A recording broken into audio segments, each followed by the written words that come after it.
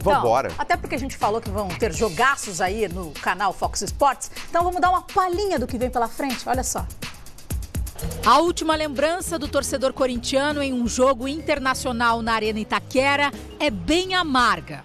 Há quase um ano, o Timão enfrentou o Nacional do Uruguai e se despediu precocemente da Taça Libertadores nas oitavas de final. Para as maiores decepções, o tempo é o melhor remédio. E logo mais, o Timão vai a campo na mesma Arena Itaquera para começar a sua 5ª participação na Copa Sul-Americana. É a volta ao torneio depois de 10 anos. E detalhe, é um troféu que ainda não figura na galeria do Corinthians, não é, Carille? Chama bastante atenção. Acho que todo campeonato que envolve o continente, acho que mexe, né? A gente tem que entrar forte em todas as competições, fazer um bom jogo aqui, conseguir um bom resultado. E o adversário tem tradição no torneio.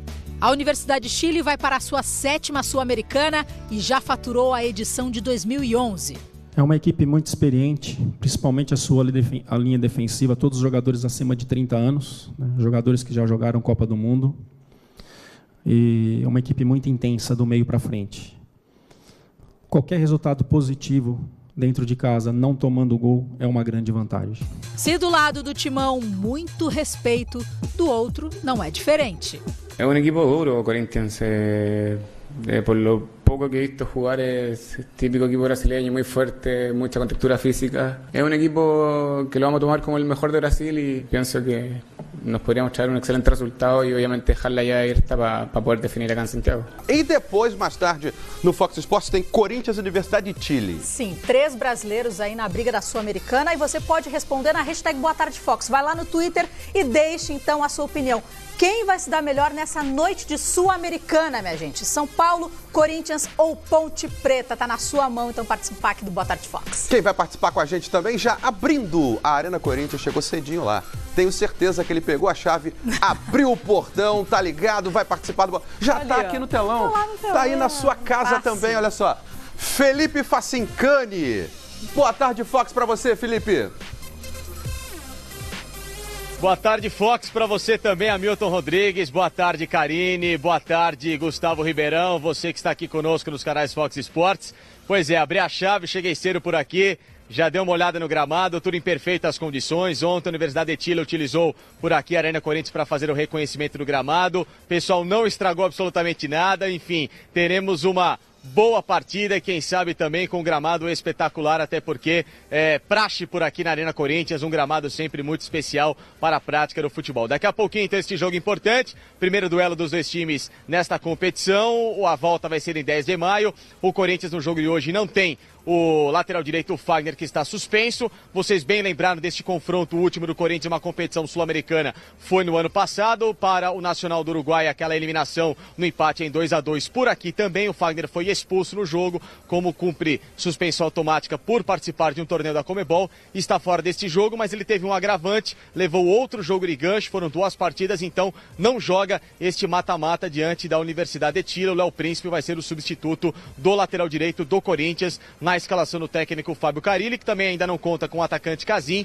e também com o zagueiro Pedro Henrique. Por outro lado, o Rodriguinho está de volta, o Corinthians tem esta novidade no meio de campo, fará a dupla de armação junto com o Jadson. O Corinthians tem esses 2 jogadores aí como os mais técnicos na temporada, assim para municiar o Jô, que é o atacante, o artilheiro do Corinthians em 2017, com 5 gols marcados. Por outro lado, o time do técnico Guillermo Rodios, ele que tem no currículo simplesmente ter revelado Lionel Messi para o futebol. Passou pela base do Barcelona de 2002 a 2006 e ele por lá revelou não só Lionel Messi, como essa geração que foi tão vitoriosa no futebol espanhol, com Gerard Piqué, com Sérgio Busquets, enfim, com todos esses nomes, Iniesta, que ali estiveram no Barcelona nesses últimos tempos, ou outros que lá estão também. Não vai ter o Jean Bocejú, lateral direito da equipe, que joga como meia porque está machucado, experiente jogador da seleção chilena. Por outro lado, o Davi Pizarro pode ser dúvida nesse time, pode ser uma opção para entrar no meio de campo, até porque é um atleta experiente, aquele mesmo de seleção chilena, jogou na Roma,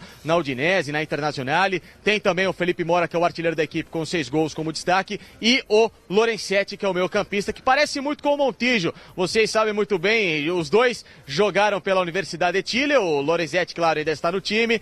Tem também a semelhança por serem argentinos e meio-campistas e até a fisionomia são muito parecidos. O time que tem Johnny Herrera no gol, o Superboy, ex-goleiro do Corinthians, na escalação provável do Johnny Herrera, com o Rodrigues na lateral direita, o Vilches na zaga ao lado do Gonçalo Jara, jogadores da seleção chilena, e também o Schultz, que é o lateral esquerdo, Reyes Espinosa e o Lorenzetti no meio de campo, e lá na frente o Roças ou o Davi Pizarro, com o Bidia e o Felipe Mora, a provável escalação da Universidade que pega o Corinthians, quinta colocada no apertura do campeonato chileno, senhores. A Universidade de Chile, que é um time que tenta ressurgir no cenário sul-americano. Foi bem há 4 ou 5 temporadas atrás, deu uma queda, negociou muitos jogadores, né? Perdeu grandes peças e agora vai tentando ressurgir, né, Ribeirão?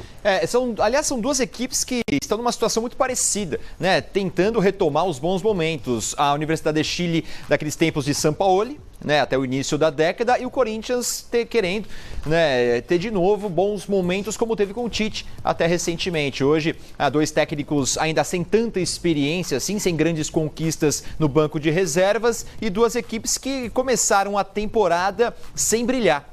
São 2 equipes que vêm oscilando bastante na temporada. Até por isso o jogo é muito importante para os 2 times. Os 2 vivem momentos decisivos na temporada. A Universidade de Chile tem hoje o confronto contra o Corinthians pela Sul-Americana e no fim de semana um confronto contra o principal rival Colo-Colo, né? Jogo que pode fazer a equipe se aproximar da liderança do campeonato chileno. E o Corinthians também nesse momento vive uma situação de momento decisivo, né? Com a Sul-Americana iniciando hoje e também no fim de semana mais um confronto decisivo pelo Campeonato Paulista. Então são 2 equipes que vivem momentos muito parecidos, viu, Hamilton? É verdade. Vou dar uma passada também nos números aqui do Corinthians na Sul-Americana. Olha só, ele está atuando desde 2003 na Sul-Americana, a gente já sabe, soma 14 partidas, e aí o histórico dessas partidas, 4 vitórias, 4 empates, gente, 6 derrotas, e atenção para os gols marcados, 14 gols marcados e 20 gols sofridos. Antes, em 2016, a gente sabe que a defesa preocupava muito a torcida. Hoje, ao contrário, né? O ataque está preocupando mais. Até porque no campeonato estadual, por exemplo, são 14 gols marcados em 13 partidas no Campeonato Paulista. Facincani, você pode também entrar com a gente aqui na nossa discussão, junto com o Hamilton, também com o Ribeirão, falando sobre o ataque e também dando uma palhinha de Giovanni Augusto, né? Que está uma polêmica em torno do jogador. Mas o Giovanni fica, já está decidido. Em nota oficial, o Corinthians agora há pouco divulgou que a negociação com o Internacional pela troca Giovanni Augusto e Valdívia está encerrada, até porque o Palmeiras havia entrado na negociação também e isso acabou complicando o interesse do Corinthians, que queria a chamada troca com troco, lhe dou um jogador e você me devolve outro. Seria um empréstimo até o final do ano com prorrogação para a próxima temporada e valor fixado nos direitos econômicos dos respectivos jogadores. Isso não se concretizou porque aí no caso o Palmeiras inflacionou a negociação, o Internacional acabou se vendo não obrigado, mas numa condição de que, olha, se os caras estão me dando mais dinheiro, então eu prefiro negociar com quem vai me dar um lucro maior e uma parcela muito mais significativa nessa negociação. E por isso que tudo isso acabou emperrando por aqui no Corinthians. A equipe fica com o Giovanni Augusto, o Valdívia fica por lá e o Corinthians ainda segue na busca de mais um atleta para o elenco. Valeu, belezinha, Felipe Facincani. Valeu, Felipe. Como é que chega o Corinthians na Sul-Americana, hein? A gente vai ver, Felipe. Encerra a participação aqui no Boa Tarde Fox, volta no decorrer da nossa programação e a gente vê como o Corinthians chega na Sul-Americana para esse jogo. Dá só uma olhada. Como chegam então os brasileiros para a Copa Sul-Americana? Corinthians em 2017, 17 jogos, 9 vitórias, aproveitamento de 64,7%. Gols marcados 18 e gols sofridos 10, como a gente já estava comentando sobre a defesa, que não é um problema tão grave para o Fábio Carille, sim, o ataque que está preocupando. O Corinthians hoje tem a volta do Rodriguinho, o que é muito importante, né, para esse setor ofensivo. A ausência dele atrapalha muito esse esquema do Fábio Carille. O Jadson, nas últimas partidas sem o Rodriguinho, foi o responsável pela criação, ali, centralizado, sendo responsável por carregar a bola do meio campo para o ataque, mas ele sozinho não resolveu a parada. Com o Rodriguinho, o Jadson pode voltar a jogar na posição em que ele rende mais, aberto pela direita, e o Rodriguinho é quem carrega essa bola ali no meio campo, né? Então o Jadson pela direita, direita, Romero aberto pela esquerda e ali no meio o Gabriel fazendo a proteção da zaga, sendo aquele cabeça de área ali, o primeiro depois dos zagueiros, e o Maicon jogando ao lado do Rodriguinho, né, mais centralizado, depois de ter jogado aberto também no fim de semana contra o Botafogo de Ribeirão Preto e não tem ido bem. Então o Corinthians tem essa modificação, o que é uma vantagem para o jogo de hoje, porque o Rodriguinho vem em boa fase, é um jogador que tem se destacado nos últimos tempos e a presença dele ajuda o Jadson, que não fica isolado ali na criação do time corintiano. Então uma boa notícia para o Corinthians a volta do Rodriguinho hoje. Giovanni Augusto bateu o martelo, a gente tem números desse jogador do Corinthians, tem números do Giovanni Augusto, que no Campeonato Brasileiro passado só não roubou mais bolas que o Moisés, hein? Tem essa marca interessante aí, o Giovanni Augusto. Vamos dar uma olhada nos números dele. 32 jogos, 3 gols, assistências para gol 3, foi o segundo do time. Para finalização, 41 vezes, foi o segundo do time. Finalizações certas, 20, o segundo do time também. Cruzamento certo, 50, foi o primeiro em cruzamentos, e 72 desarmes. Olha aí, hein? Olha, mas para ter sido destaque do time do Corinthians do ano passado, não é uma grande vantagem hoje para o Giovanni Augusto. Ele foi contratado para entrar justamente na vaga do Jadson. O Jadson foi vendido para o futebol chinês e o Giovanni Augusto foi contratado para ser o responsável pela criação do time ali aberto pela direita, mas ele não teve o rendimento esperado. E essa situação, né, dessa permanência do Giovanni Augusto no Corinthians e a impossibilidade de o Valdívia chegar é ruim para todo mundo. Para o Corinthians, porque não vai contar com um jogador que era de seu interesse, no caso o Valdívia, que ia ajudar muito nesse setor ofensivo. Não é bom, porque permanece com o Giovanni Augusto também, que não é um jogador que estava agora nos planos do Fábio Carille, e acaba havendo até para mim um mal-estar, né? Porque se o Corinthians quer se desfazer de um jogador e ele não quer sair, o ambiente para mim não fica tão bom assim.